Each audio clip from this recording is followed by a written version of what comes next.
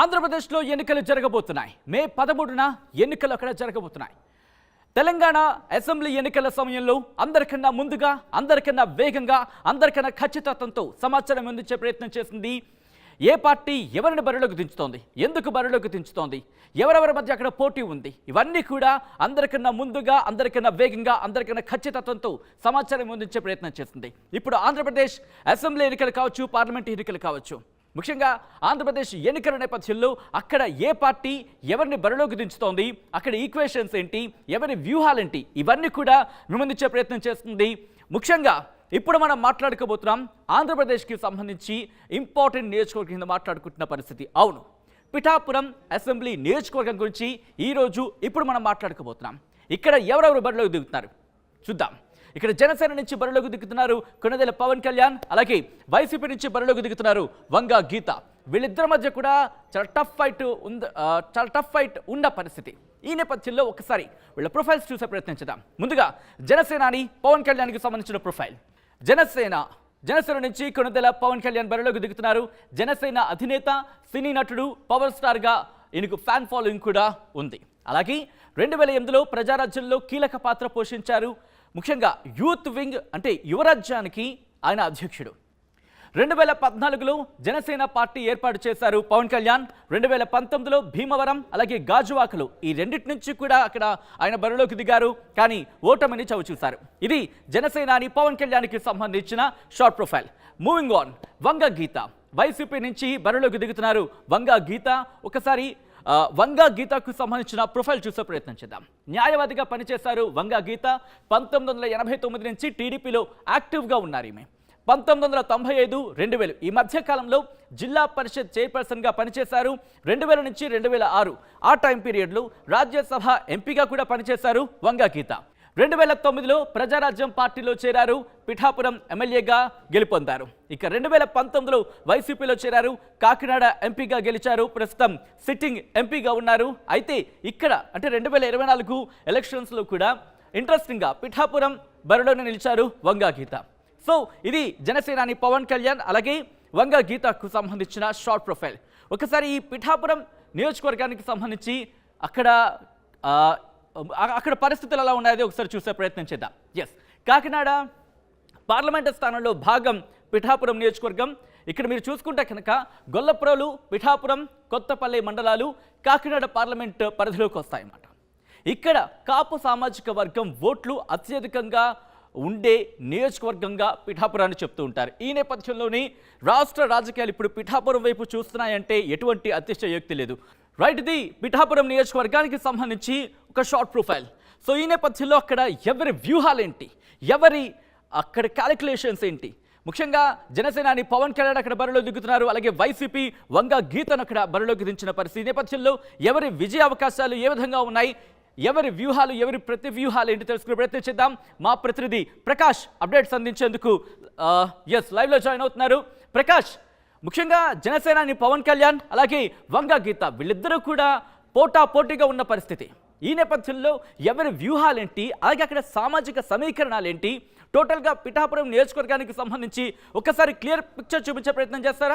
Yes Sachin, మనం ప్రధానంగా చూసుకుంటే పిఠాపురం కాకినాడ ఉమ్మడి తూర్పుగోదావరి జిల్లా 19 నియోజకవర్గాల్లో ప్రధానంగా చూసుకుంటే ఒక నియోజకవర్గంగా చెప్పుకొస్తారు. పిఠాపురం ఎంతో ఆధ్యాత్మిక పీఠంగా విరజిల్లుతూ వస్తున్నటువంటి పిఠాపురంలో ఇప్పుడంతా కూడా 2024 ఎన్నికలు ఎంతో ఆసక్తికరంగా మారాయని చెప్పాలి. ఎందుకంటే రాష్ట్ర వ్యాప్తంగా ఉన్నటువంటి రాజకీయాలు ఒక ఎత్తు అయితే, అలాగే పిఠాపురంలో ఉన్నటువంటి రాజకీయం ఒక ఎత్తుగా మారిపోయింది. ఎందుకంటే జనసేన అధినేత పవన్ కళ్యాణ్ ఒక పార్టీ అధినేత ఇక్కడ పోటీ చేయడంతో పిఠాపురంలో పోటీపై ఏ విధంగా ఉంటుందని కూడా ఆసక్తికరంగా మారింది. దానికంటే ఒక పక్కన ఆ జనసేన పార్టీ అధినేత పవన్ కళ్యాణ్ పోటీ పడుతుంటే ఎంతో సీనియర్ నాయకురాలైనటువంటి వంగా గీతా విశ్వనాథ్ ఎంతో సీనియర్ నాయకురాలుగా ఎంతో గుర్తింపు పొందింది. ఉమ్మడి తూర్పుగోదావరి జిల్లాలో ఒక మహిళా నేతగా కూడా ఆవిడంతా కూడా గుర్తింపు ఉండడంతో ఇప్పుడంతా కూడా రాజకీయాలు ఆసక్తిగా మారాయి. ఎందుకంటే అక్కడ పిఠాపురం నియోజకవర్గంలో కాపు సామాజిక వర్గం, ప్రధానంగా కాకినాడ పార్లమెంట్ నియోజకవర్గం అంతా కాపు సామాజిక వర్గం ఎక్కువ ఉండే ప్రాంతం కావడంతో గతంలో 2019 ఎన్నికల్లో కూడా జనసేన అధినేత పవన్ కళ్యాణ్ పిఠాపురం నుంచే పోటీ చేయాలనుకున్నారు. అక్కడ శ్రీపాద వల్లమని ఆశీస్సులు ఉంటే తప్పకుండా పోటీ చేస్తాను ఒక వాగ్దానం కూడా చేశారు. కానీ అక్కడ అనివార్య కారణాల వల్ల అయితే అతను గాజువాక వెళ్ళారు, తర్వాత భీమవరం వెళ్ళారు. కానీ పిఠాపురంలో అతనేది పోటీ చేయలేదు. కానీ ఇప్పుడు 2024లో శ్రీపాద వల్లమని నా గురువుని ఒక స్వస్థలం కాబట్టి అక్కడ నుంచే నేను పోటీ చేస్తానని తన సీటును తానే ప్రకటించుకున్న పరిస్థితి అయితే పవన్ కళ్యాణ్ అయితే మన ప్రధానంగా చూసినప్పటి నుంచి కూడా రాజకీయాలన్నీ కూడా మారిపోయిన ఇక్కడ చెప్పుకుంటే కనుక, ఎందుకంటే పవన్ కళ్యాణ్ కి సంబంధించి ఆయనకి ఫ్యాన్ ఫాలోయింగ్ ఉంది. అలాగే కాపు సామాజిక వర్గానికి సంబంధించి ఓట్ బ్యాంక్ కూడా తన వైపు మొగ్గు చూపుతారని ఆశాభావం వ్యక్తం చేస్తున్న నేపథ్యంలో అట్ ద సేమ్ టైం వైసీపీని చూసుకుంటే కనుక వంగా గీత ఎక్స్పీరియన్స్డ్ పొలిటీషియన్ అని చెప్పుకోవాలి. టీడీపీలో ఉన్నారు, ప్రజారాజ్యంలో ఉన్నారు, ఇప్పుడు వైసీపీలో ఉన్నారు. గతంలో కూడా పిఠాపురం నుంచి పోటీ చేశారు, గెలుపొందిన పరిస్థితి.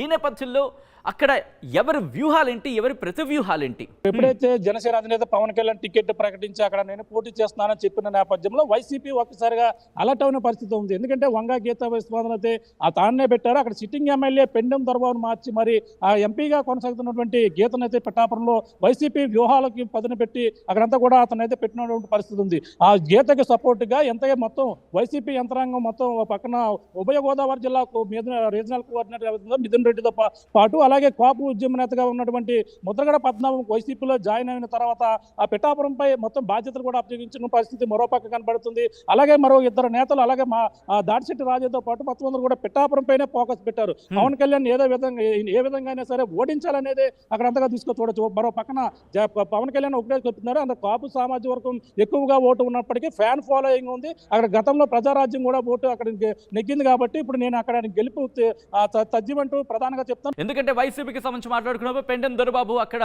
కాస్త తనకు టికెట్ రాలేదని అసంతృప్తిని వ్యక్తం చేసిన పరిస్థితి మనం చూసాం.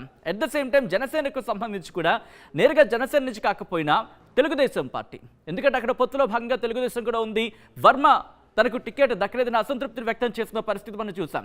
సో రెండు పార్టీలకు సంబంధించి అంటే ఇటు పొత్తులో భాగంగా జనసేన, టీడీపీ, బీజేపీకి సంబంధించి కూడా కాస్త వ్యతిరేకత ఎదుర్కొంటున్న పరిస్థితి, వైసీపీ కూడా సేమ్ అటువంటి పరిస్థితి ఉందని చెప్పుకోవాలి. ఎలా ఇష్యూని సాల్వ్ చేసుకునే ప్రయత్నం చేస్తున్నాయి రెండు పార్టీలు కూడా?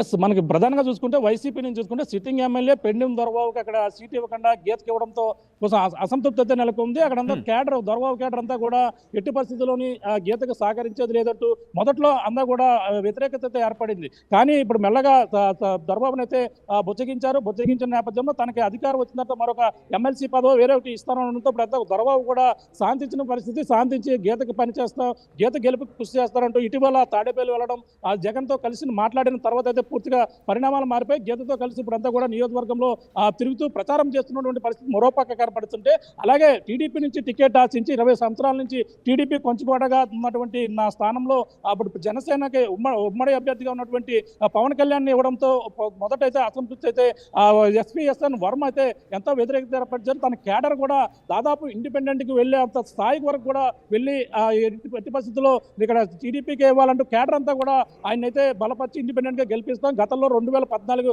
ఎన్నికల్లో భారీ మెజార్టీతో 47,000 ఓట్లతో నిన్ను గెలిపించాం ఇండిపెండెంట్ అభ్యర్థిగా. అదే విధంగా ఇప్పుడు మీకు టికెట్ ఇవ్వకపోతే మళ్ళీ ఇండిపెండెంట్ గా గెలిపించి తీరుతామంటూ అంతా కూడా వర్మ వర్గీయులు మొత్తం అందరూ కూడా ఓ పక్కన కోరారు. కానీ అదందరూ కూడా సంతపించారు. అక్కడంతా కూడా పార్టీ కార్యాలయం వద్ద పెద్ద ఆందోళన చేపట్టిన పరిస్థితి. ఈ పంచాయతీ మొత్తం చంద్రబాబు అధిష్టానం దగ్గరికి వెళ్ళింది. చంద్రబాబు వెంటనే ఫోన్ చేసి అతని దగ్గర రమ్మడం, అతనికైతే ఒక హామీ కూడా ఇచ్చారు. ఎమ్మెల్సీ పదవితో పాటు అతనికి రాజుల కోటలో ఏదైతే అతనికి మరొక స్థానం కల్పిస్తూ అతనికి మంచి హోదా, మినిస్టర్ హోదా స్థాయిలో ఇస్తాం అధికారం వచ్చినట్టే అనడంతో, నాకు కావాల్సింది అధికారం కాదు, నియోజకవర్గ ప్రజలు రైతాంగం సమస్యల మీదే నేను మొదటి నుంచి కూడా కృషి చేస్తున్నాను, అయ్యో కావాలి, పురుషోత్తపట్నం ఏవైతే ఆగిపోయిందో అన్ని కూడా పనులు నెరవేర్చాలంటూ ఆయన ఆ వాగ్దానం మరొక చంద్రబాబు నుండి పెట్టడం జరిగింది. ఈ నేపథ్యంలో అతను ఎట్టవేళకైతే అతను ఇది బెట్టు నుంచి తగ్గారు, పవన్ కళ్యాణ్ సపోర్ట్ చేస్తానంటూ ఇటీవల మంగళగిరి వెళ్ళడం, మంగళగిరిలో పవన్ కళ్యాణ్ కలవడం, పవన్ కళ్యాణ్ కలిసిన తర్వాత ఇటు పరిణామాలన్నీ కూడా పవన్ కళ్యాణ్ సపోర్ట్ చేస్తామంటూ పవన్ కళ్యాణ్ గెలిపే లక్ష్యంగా పనిచేస్తామంటూ ఇప్పటికే వర్మ పవన్ కళ్యాణ్ మరో పక్కన ఇంకా ప్రచారంలోకి రాకముందే వర్మ తన కుటుంబ సభ్యులు అందరూ కలిపి పిఠాపురం నియోజకవర్గంలో మొత్తం కేడర్తో విస్తృత సమావేశాలు నిర్వహించడం, అలాగే పవన్ కళ్యాణ్ భారీ మెజార్టీతో గెలిపించాలని ఇప్పటికే కోరుతున్న పరిస్థితి మరో పక్కన ఉంది. మరొక 2 రోజుల్లో పవన్ కళ్యాణ్ కూడా పిఠాపురం రాబోతారు. పిఠాపురంలో 31వ తేదీలో ఆ ప్రచారాన్ని అయితే ప్రారంభించడానికి అన్ని ఏర్పాట్లు కూడా చేస్తున్నారు. Right Prakash, thanks for update. So మొత్తంగా అయితే మాత్రం చాలా ఇంట్రెస్టింగ్ పోటీ అనేది చెప్పుకోవాలి. ఎందుకంటే ఇటు వైసీపీ నుంచి వంగా గీత కూడా సీనియర్ పొలిటీషియన్, ముఖ్యంగా ప్రజారాజ్యం పార్టీలో కూడా పిఠాపురం నుంచే గెలిచిన పరిస్థితి మనం చూసాం. ప్రస్తుతం కాకినాడ నుంచి, అంటే తూర్పుగోదావరి జిల్లా, ముఖ్యంగా కాకినాడ పార్లమెంట్ పరిధిలోకి వస్తుంది పిఠాపురం కూడా.